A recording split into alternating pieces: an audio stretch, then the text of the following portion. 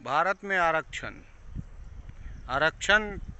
क्या है और आरक्षण क्यों दिया गया। आरक्षण एक दूसरे की बराबरी के लिए है, खास करके ऊंची जाति के, जिसको ऊंची जाति बोला जाता है, यानी धनवान लोग। इस देश में धनवान लोग ब्राह्मण, क्षत्रिय और राजपूत को ही कहते हैं।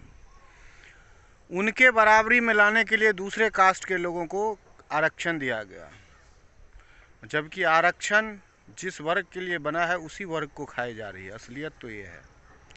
आप लोगों को यकीन नहीं होगा ना, मैं अभी बता देता हूँ कि कैसे उसी वर्ग को आरक्षण खाई जाती है।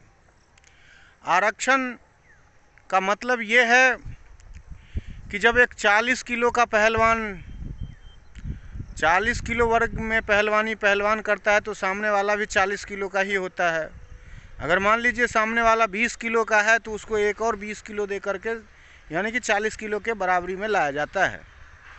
अब आरक्षण का मतलब ये है कि जब सामने 20 किलो वाला भी 40 किलो का हो जाए तो भी उसको अगर 20 किलो दिया जाए तो सामने वाले के साथ नाइंसाफ़ी होगा, यानी वो 60 किलो हो गया और ये 40 किलो ही रहेगा, वो कभी नहीं जीत सकता है। यही हाल है आरक्षण में।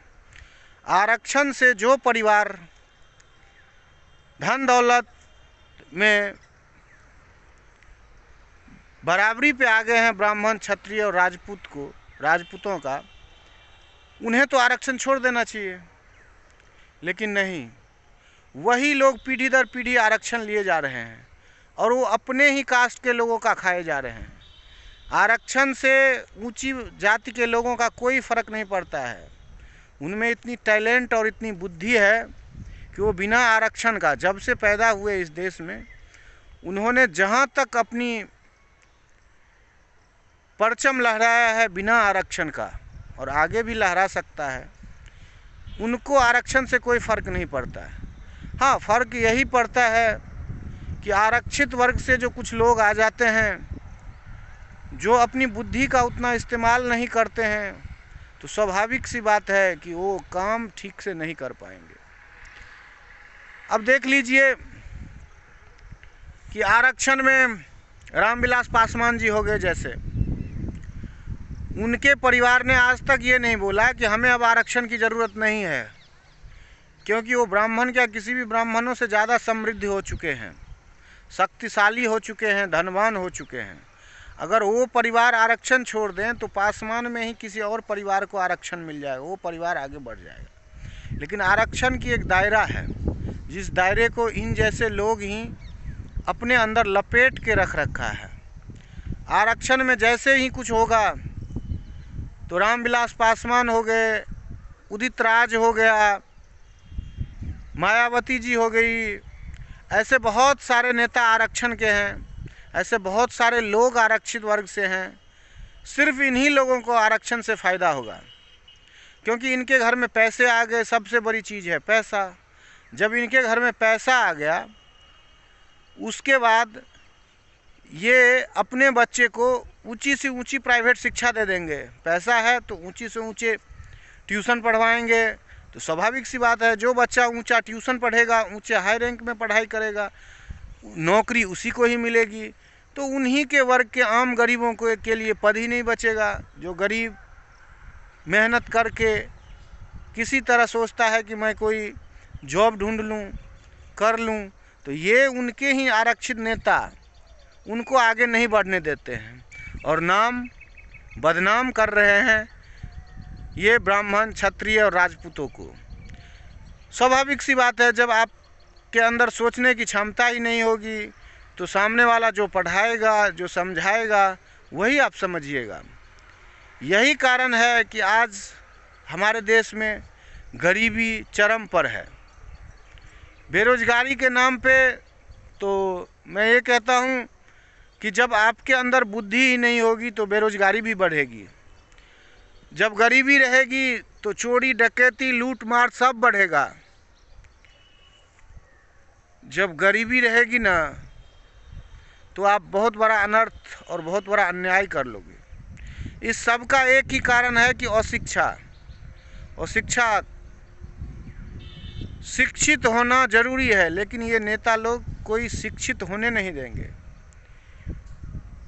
है किसी कास्ट में, किसी जाति के वर्ग के लोगों में हिम्मत कि अपने नेता के खिलाफ आवाज़ उठाएं और उनसे कहें कि अब आप आरक्षण छोड़ दीजिए।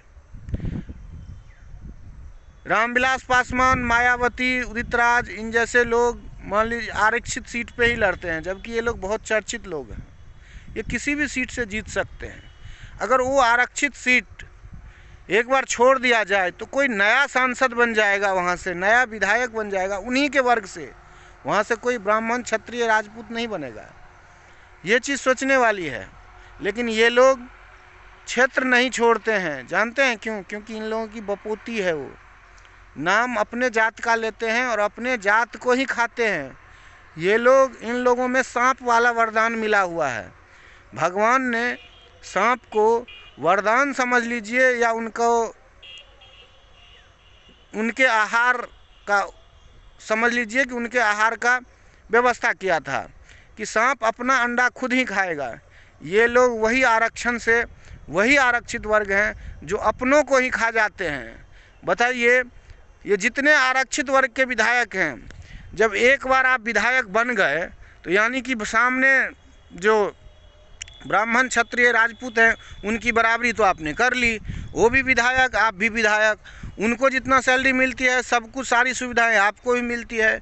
अब आप 5 साल के लिए तो चिर परिचित हो गए, जाने पहचाने हो गए। अगले पंचवर्षीय में आप सामान्य सीट पे लड़िए, ताकि आपके उस आरक्षित सीट पर कोई नया आप ही के जाति का विधायक बनेगा। लेकिन नहीं, आपको तो सिर्फ अपना दिखाई देता है। नाम अपने जात का लीजिएगा, नाम गरीबी का लीजिएगा, लेकिन फ़ायदा सिर्फ आप अपना कीजिएगा।